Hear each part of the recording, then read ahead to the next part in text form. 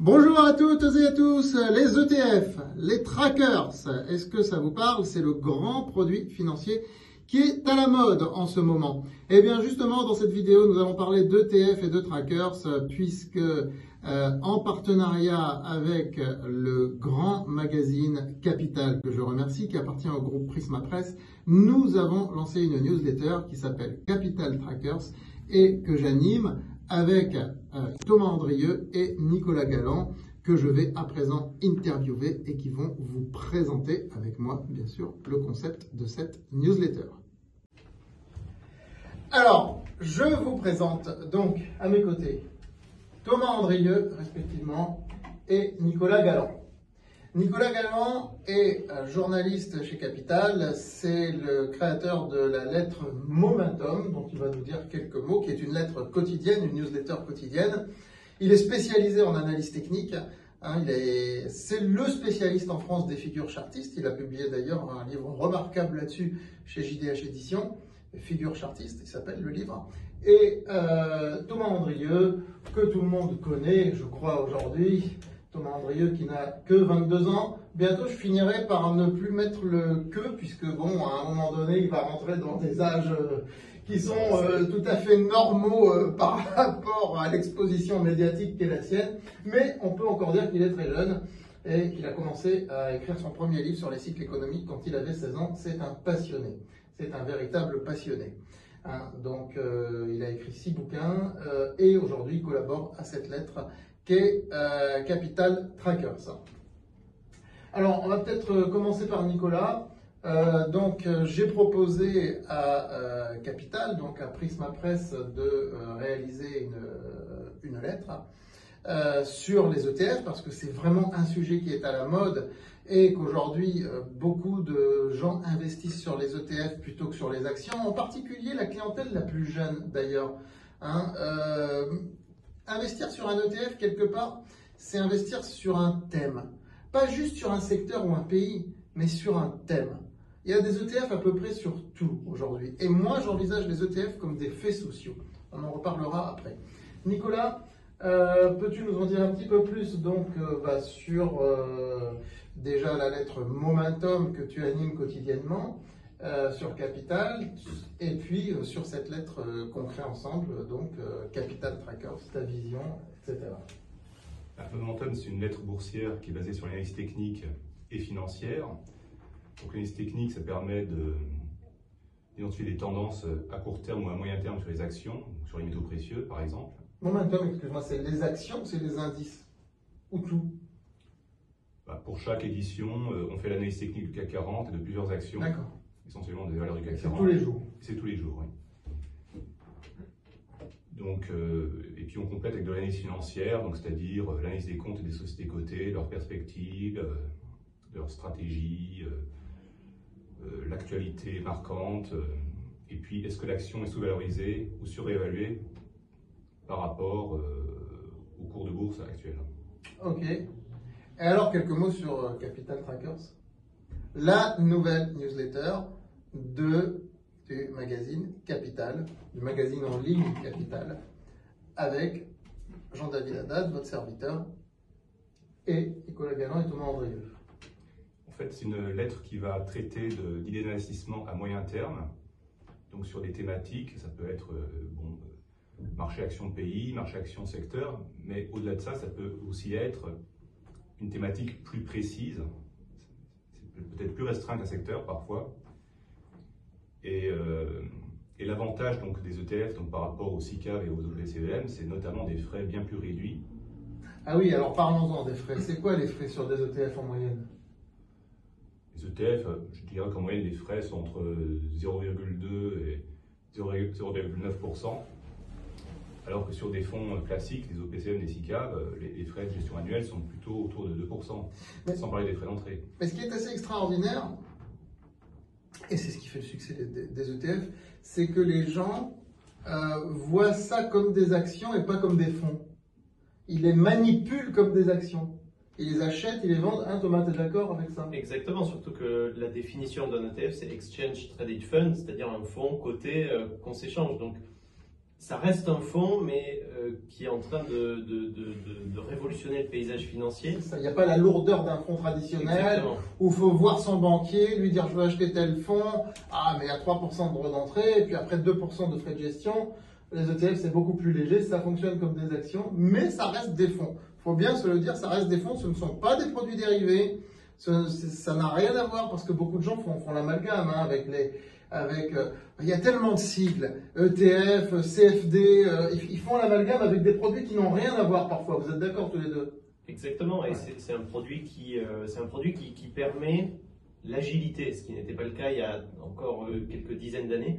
L'agilité en portefeuille, des fois on peut accéder à des titres avec des ETF auxquels on n'a même pas accès en achetant par exemple des obligations ou tout un tas d'actifs.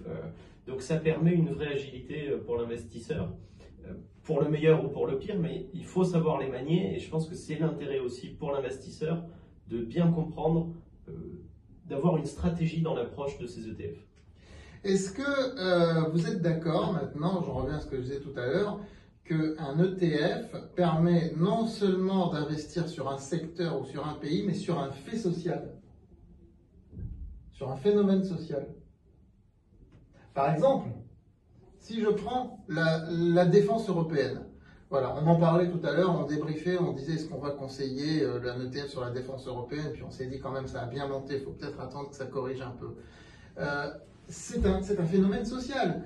Vous avez des sociétés qui n'ont pas annoncé de bénéfices surprenants, ni rien du tout, qui sont passées de PER de 15, 18 à des PER de 30, en gros. Je pense à, je n'ai pas les chiffres en tête, mais des sociétés comme Thales, voilà. Il n'y a rien eu comme avancée. C'est simplement qu'il y a eu un reclassement social de ces sociétés parce qu'elles deviennent très à la mode, parce qu'elles sont très recherchées. Donc, est-ce que vous êtes d'accord quand je dis que ça permet d'investir sur un phénomène social? Par exemple, un autre exemple, ce serait de miser sur le vieillissement de la population. Tout à fait, exactement.